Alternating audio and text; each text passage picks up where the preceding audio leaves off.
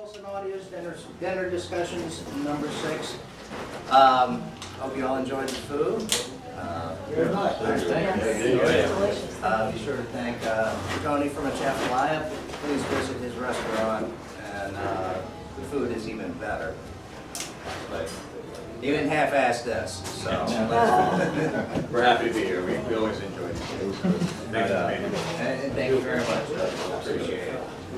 Well, so, as y'all know, history of Wilson Audio, we have not had the inductee here since 2002, and we're proud to announce we are now a dealer for B&W. And we welcome them back, and they've been very good to us so far, and we look forward to continuing our business relationship. So I'd like to introduce, and it's going to be a killer combination because we also have another special guest with us, which was kind of not intended, but we were happy to have him. So please welcome David Ellington of Bowers Wilkins and Aldo Filippelli from Audio Research. Gentlemen, you have the floor. All right. CW first. So I'm David Ellington from Bowers Wilkins, and I have to tell you, we are so excited to do business with Wilson Audio. This is an awesome retailer, and I got to tell you, for me, I cover 15, 16 states. I cover a lot of area, and when I find a kindred spirit who just loves performance and loves music and love high performance audio, I love it. And so, so whenever I came across Doug, I just said, we got to figure out a way to do business together, and we put it together. And so we're excited for this partnership. So, anyway, so Bowers Wilkins, you guys, everybody's heard of Bowers Wilkins, right? Yeah. So Bowers Wilkins has been around for over 50 years, and we've been making, I think, some pretty incredible products. Very iconic, and so through my presentation, I'm going to do a relatively short presentation, and there'll be some videos and things like that, so you can see some of the products over the years.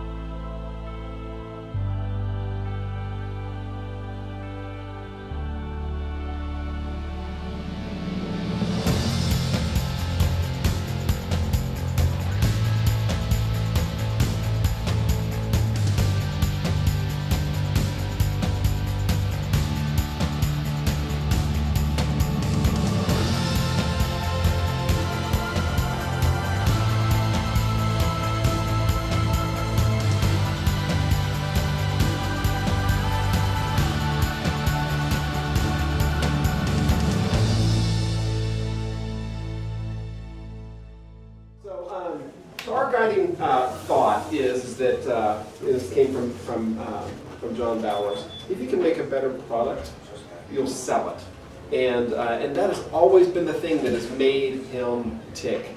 Now he's no longer with us, but a lot of the things that he started with the company still go on today, and we'll talk about some of those things. And so we really feel like he set the company down the right path.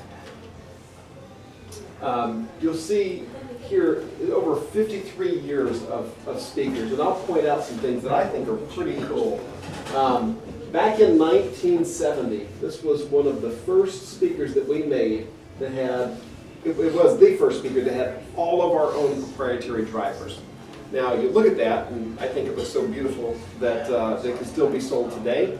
But it was actually an electrostatic driver at the top of the speaker, and then had a bass driver. You'll notice that there was a curved enclosure. These were things that you just didn't see back then. And so there were some really, really unique technologies. And I would actually say it was the first time that we ever put a tweeter on top. But we claim that it was in 1977 with the DM70. So you'll see these iconic products that we've made over the years. And most all of them have been watershed in what we've learned and how we've been able to advance speaker technology. This is a pretty cool and pretty special place. This is in a place called Stenning. Now, has anybody ever heard of SME turntables? You guys ever heard of those guys?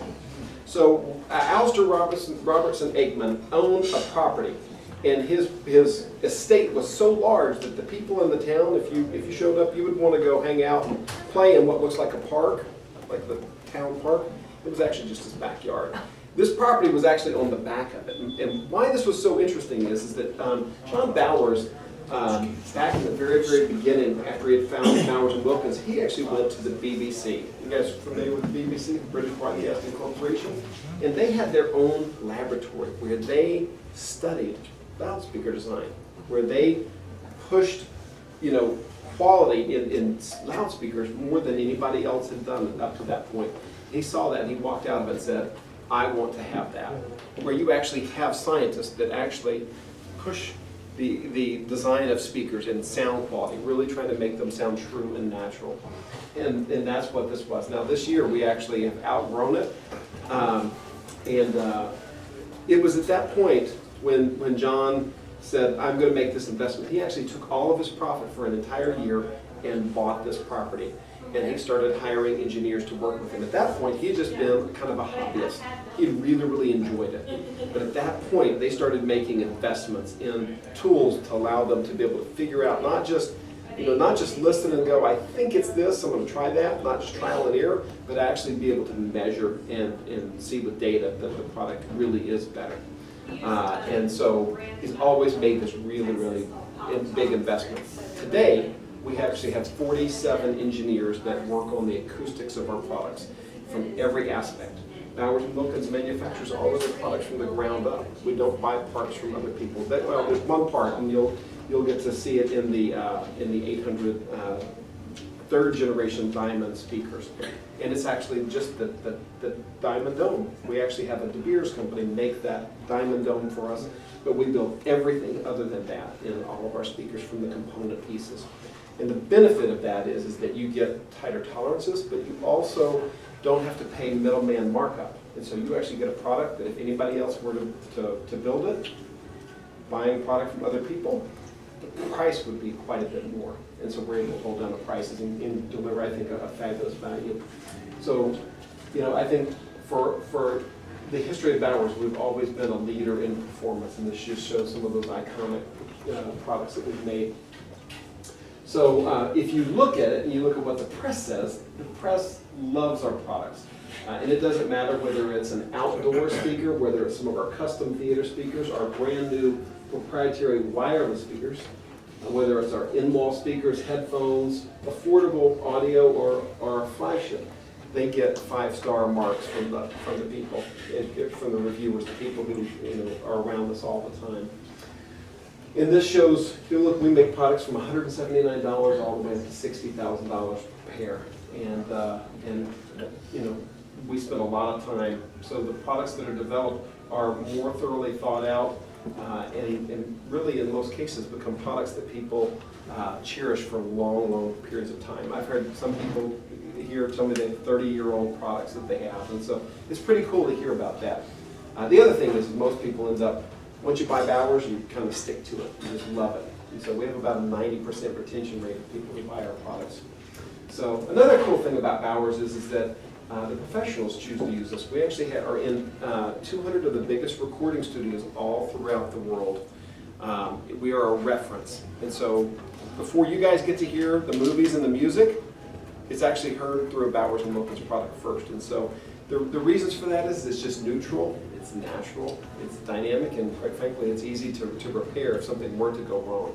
But it's also a great value, and that's why the professionals choose it. Places like Abbey Road, Skywalker, Capitol, Sterling Sound.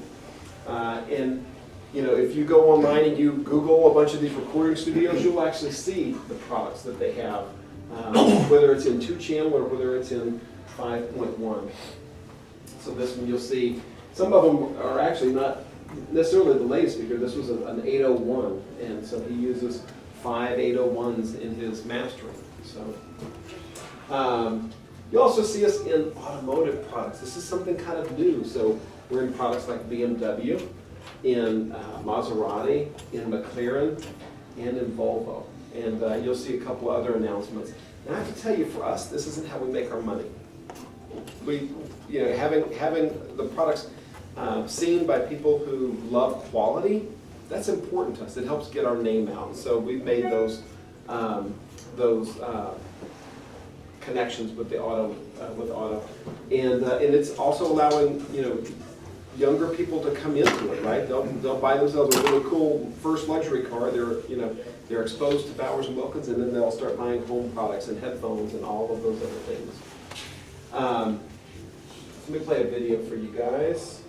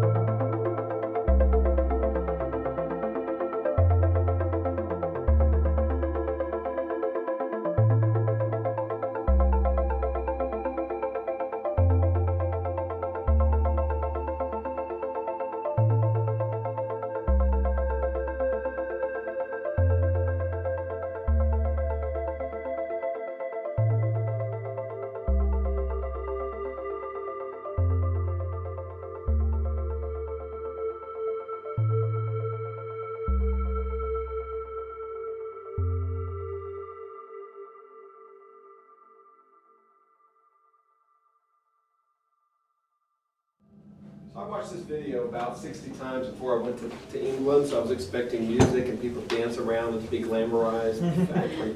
Well, really, really awesome, and there are parts that are automated, and actually our guys, our engineers, we have so many engineers that they actually design most of the tools that make the products. That music wasn't playing. But there were things that I was struck by. I'll tell you, it was things like, you know, our staff, or the paint staff, is trained by Bentley. So these guys are trained at the Bentley School for that quality of paint. You see that level of craftsmanship. We make everything. I told you we make everything from the granular parts. And so you look at the, before the speaker cabinets are made, and they are thin pieces of veneer that they twist 45 degrees every single piece, and they put glue in between them, or an industrial adhesive, and then they take the entire stack of them, and there's a certain amount of pieces of wood veneer that they put in for each speaker, and then there's a jig, and it literally presses it, and then applies heat to it, and it anneals the glue, and so it forms a structure. It's just utterly amazing. The head on the speakers, so the 800 speakers that are back there, those are aluminum heads that are cast like a Ferrari block is cast. You just see everything about the way they're made, and so it's really, really cool, really exciting. In the end, that's great for guys who love all the tech, but what does a speaker do? It pays service to the music, and that really is the most important part of it. So I have another video that tells why we do what we do. Mr. Bowers, do you have any kind of personal philosophy when it comes to business, a particular attitude that's seen you through the last 21 years? Yes, that's a difficult one, isn't it? It's probably, again, a number of things. I mean, there's various motivating forces. There's the positive motivating force of enjoying the work you do and the product you make. And I'm glad to say that even after 21 years of helping to design, listen to, manufacture and sell loudspeakers, I still get a personal thrill out of a new design if it's right. That's one aspect of the thing. The other, one must say that, and I'm sure this is common to all of us, success plays a part. It's very pleasant when it comes. I think a third motivating force is also very necessary, and that's the fear of failure, which is still with me. And I believe, perhaps just off the top of my head, you pose the question, it's a mixture of those three. Inspiration, pleasure from success, and fear of failure. I think the future, as far as we're concerned, is very much an expansion of what we've done for the last 21 years. The underlying philosophy of this company has always been that the best insurance we can ever have is to expand into research to try and produce better products. I think the future lies very much as before. If you can make a better product, then you will sell it. And that's the key, my key to success. All right. So one last thing I want to just tell you guys about, and this is really, really exciting for us, and then all this multimedia presentation is over, and we get to listen. We get to listen to Aldo with audio research. This year we released a new wireless system, and this is really exciting to us. We actually said, look, we have to be good about inviting new people into what we do. Right? We love this, and therefore we want to invite new people. But not everybody listens the same way we do. Like, I kid around, I say, hey, I like all of the stuff. I like monoblock amps. I like really big speakers in my room. It just makes me feel good. The more boxes I have, the better I feel, right? That's the way I feel about it. That's just the way I was growing up. It's my dad's fault, not mine. So, but not everybody feels that way. What about people who want to have great sound, but they don't want to have all the boxes? And so Bowers Wilkins this year has just released a new line of products called Formation, and I'll show you a little promo video for it, that literally have the same sync time, speaker to speaker, as a wired speaker. And so literally all of the electronics are built in, and it allows you to get just amazing performance without having to put a lot of stuff in a room.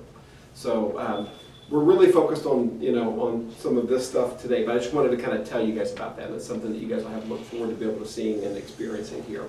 So anyways, this is Formation Audio. So here we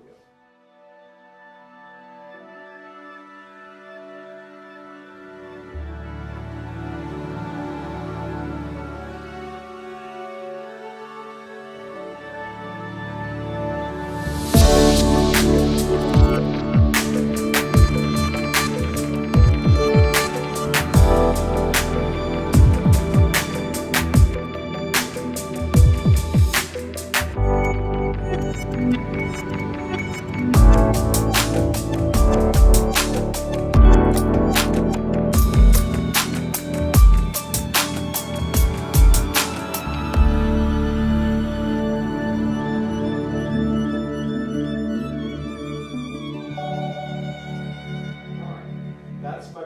So I'm excited to be here. I'm excited for you guys to get to hear our products on the new audio research products. They are fabulous. I am an audio research owner and lover, and this stuff is just awesome. So, Aldo? Thank you. I'm going to turn the TV off so that people don't have to stare at that. They don't have to see your logo up there. Because I don't have a fun video to share. It's not puppets. Yeah, but I didn't bring those this time. Hi, everybody. My name is Aldo Filippelli. I am the Director of Sales at Audio Research. We are a small little cottage manufacturer of electronics in Minneapolis area. About ready to celebrate our 50th anniversary. Some of you may know who we are. Some may not. They may be new to the brand. So if you went to Google and you Googled audio research and you look at Wikipedia, Wikipedia makes a comment that we didn't tell them. They just kind of did this on their own. That audio research is attributed with creating the high-end audio revolution in 1970. Now, I don't know if that's necessarily true, but I do like that. We were the first real high-end electronics company for audio. There really wasn't. There was Marantz and there was all these other companies, Macintosh even, which is one of our company partners, but they weren't doing anything high-end. William B. Johnson, who started Audio Research, was an engineer, and his concept was, if this is how good everything is right now, it's not good enough. How can we make it sound more like the actual recording? How can we make a product that just amplifies the music without interjecting its own character? So he created Audio Research based on that foundation. And a lot of people don't know this, so even if you're Audio Research fans, you've probably never heard this before.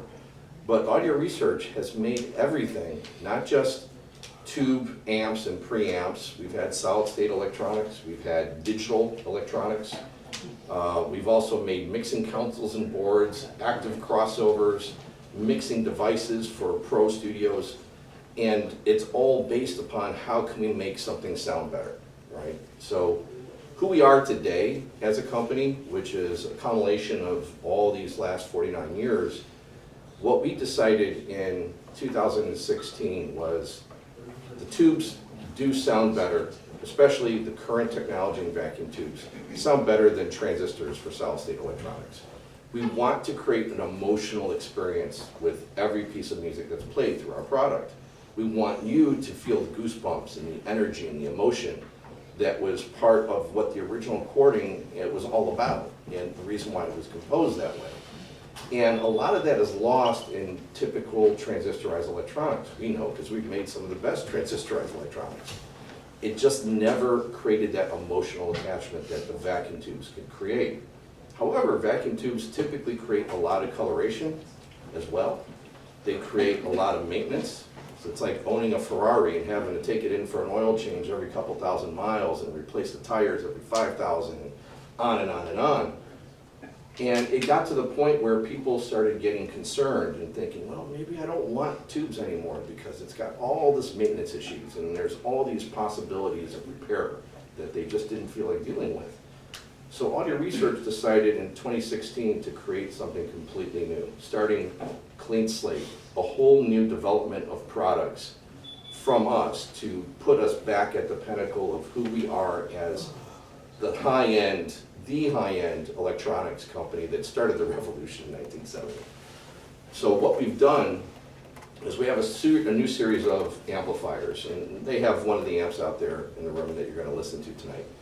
And it's the second in a series of our new reference amps that, believe it or not, it is not only all vacuum tube, but it is using digital microprocessor control in every critical part of the amplifier.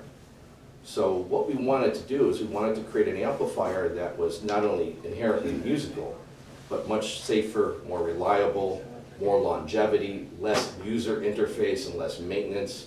All the things that would stop a person from wanting to get a vacuum tube amplifier before, we've addressed. So to give you an example, we're the only company currently right now doing a digital microprocessor control for auto bias. So back in the old days, if you had a tube amplifier, you would turn it on, let it warm up, which could take half an hour or so, then you manually adjust the bias with a little plastic screwdriver in a tiny little hole in the face of your amp or through the chassis of the amp at some point. And there was these meters on the amplifier that would tell you if it was in biasing mode or not. Well, the whole idea behind that was because if a tube is overdriven or underdriven, meaning over-biased or under-biased, it creates excessive wear and tear on the tube, it creates excessive heat on the tube, it reduces the life of the tube. So now, if you're not adjusting this on a regular basis, those tubes are going to die much sooner, and you're going to have to reach in your pocket and invest in new tubes probably every couple of years. So we wanted to address that by making that a thing of the past completely.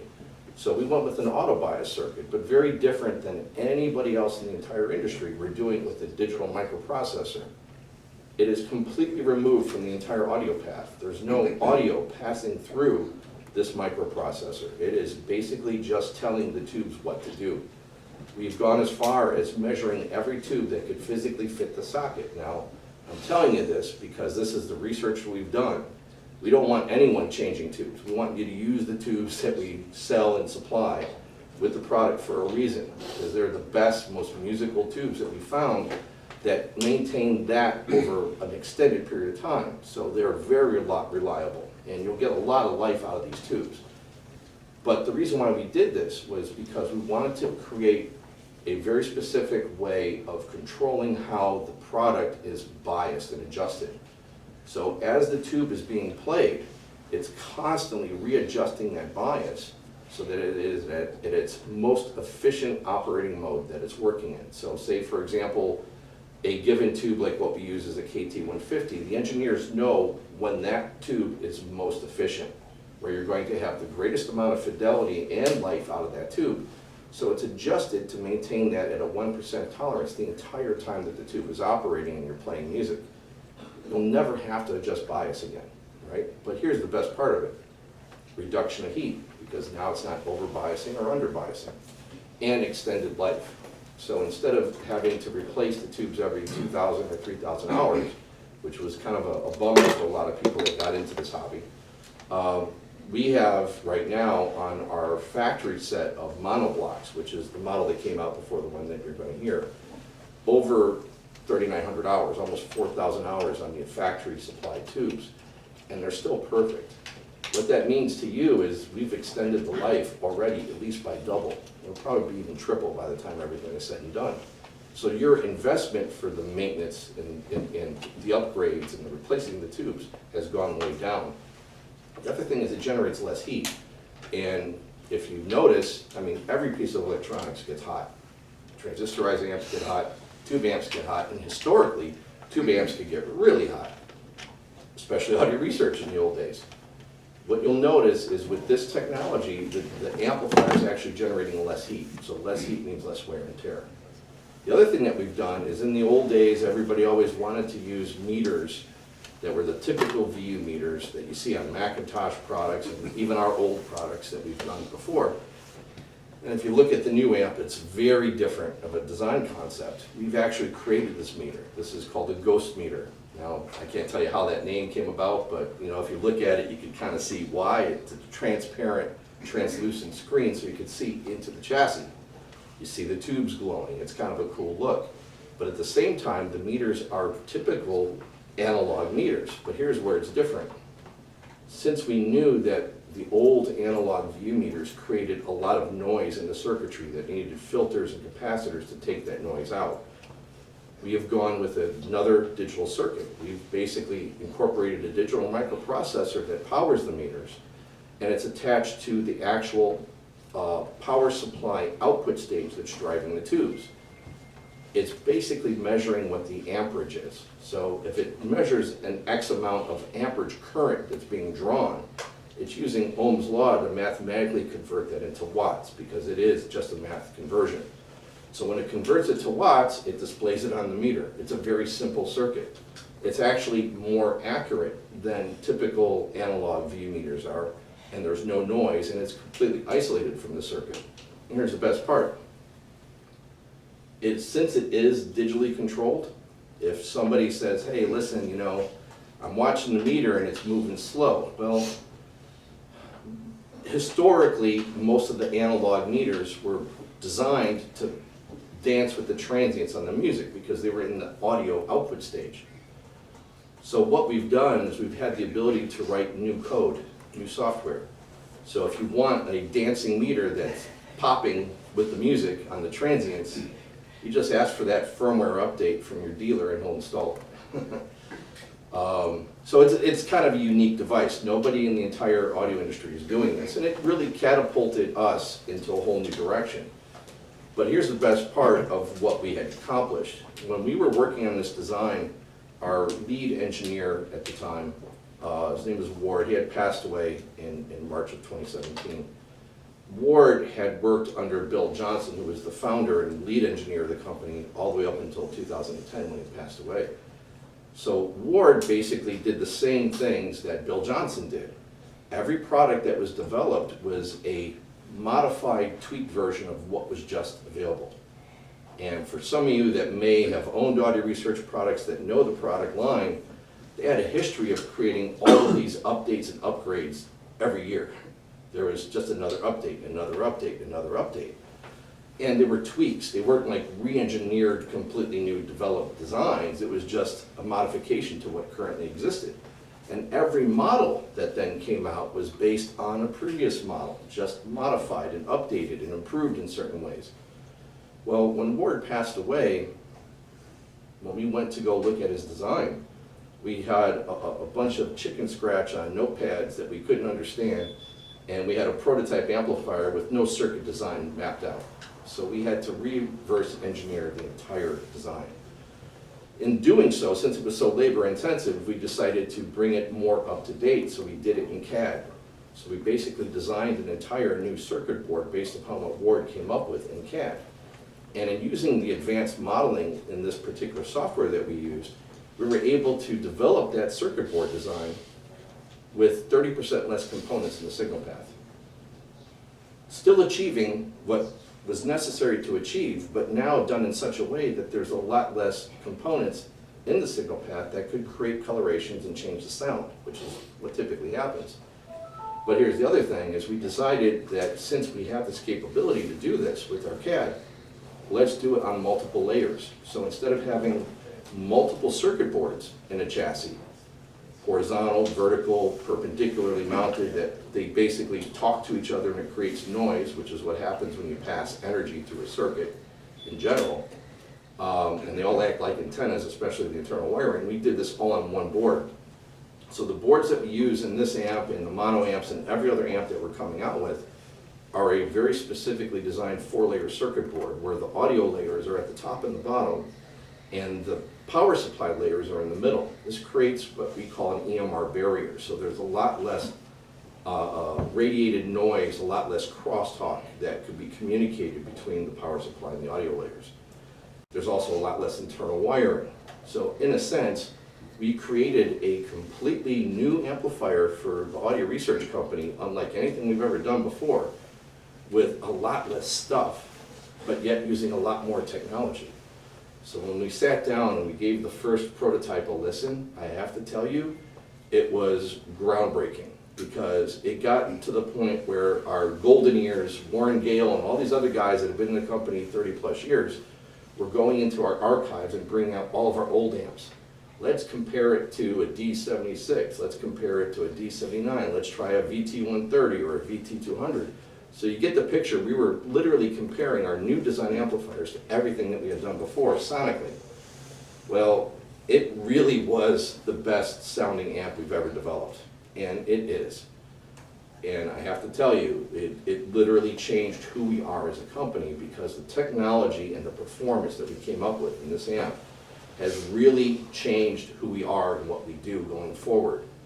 Going forward, everything that we're doing, whether it's at the reference level like we have here, or this new forthcoming entry-level line that we're going to have, which is going to consist of 7 models under $7,000 retail, starting with a $5,000 integrated amp. It's all using borrowed technology. So we're like a high-end car manufacturer that builds a race car that is test track proven. They take that technology over time and they bleed it down. Well, what we really want to do is we want customers to come to audio research feeling confident that they could buy a tube product that is going to be as reliable and more musical than a transistorized amplifier. And at the same time, one of the things that David had mentioned from B&W, we are much the same. Since it's an older company, we have a lot of customer retention. We have about 95% customer retention. So when someone buys Audio Research, they keep it. And it raises the value. Now, if any of you happen to own old historic Audio Research product, if you go and you look online and you look at Blue Book or you look at eBay or look at some of these onlines that are posting prices, your old products are raising in value. If somebody's got an old SP3 preamp from ours, that SP3 originally sold for $800. Today it's going for $4,000, $5,000, $6,000. And the reason is not only is there still a strong following and a desire for Audio Research products, but we're one of the few companies in this industry that maintains parts and serviceability for everything we've ever produced. So if you have any of the old Audio Research products, we still have the parts and capability to repair it, service it, and update it, which there's only a few companies in the world that do that, and they're usually watch companies. It's not in this business because this technology is constantly changing and going away. So what you're going to have a chance now is to listen to the new amplifier, give it a listen, and if you have any questions, I'll be here through the rest of the night. Feel free to come and ask me. I'd be happy to answer it. I don't want to get into all the technical jargon stuff, but this is all about listening and enjoying music, so please do so. Thank you. Thank you.